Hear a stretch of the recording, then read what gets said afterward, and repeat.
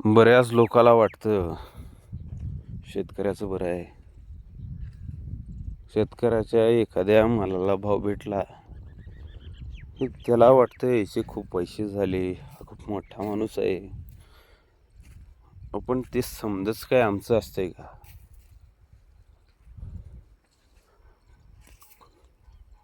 कधी पेरलं तर ते उगवत नाही, उगवलं तर ते जळून जातंय. कसं तरी त्याला जीव लावून तयार जरी केलं तर ते नंतर का होईना खराब होतंय. आणि हे असं वावरात टाकून द्यावं लागतंय त्याला. आणि लोकांसनी वाटतं शेतकऱ्याचं लय चांगलं आहे.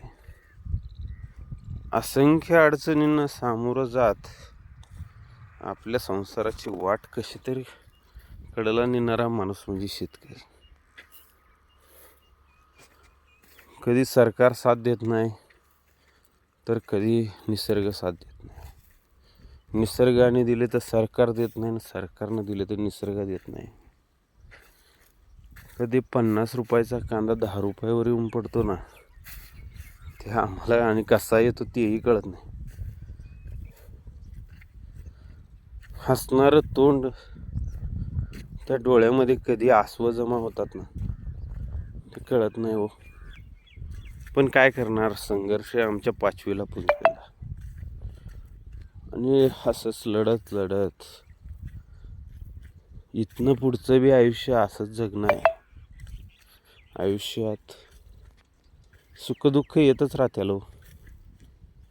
मग सुखामध्ये लय हुरळून जाऊ नये आणि दुःखामध्ये रडत बसू नये, हे आमच्या शेतकरी बापानं आम्हाला शिकवलं. आणि त्याचमुळं म्हणतो, चला चला जगूया कधीतरी हसत हसत, चला जगूया कधी कधी रडत रडत, आणि चला जगूया कधीतरी लढत लढत. म्हणून हे रडणं, लढणं आणि हसणं हे काय आपल्या हातात नाही. जशी वेळ येईल तिला तसं सामोरं जाणं हेच आपल्या हातात आहे.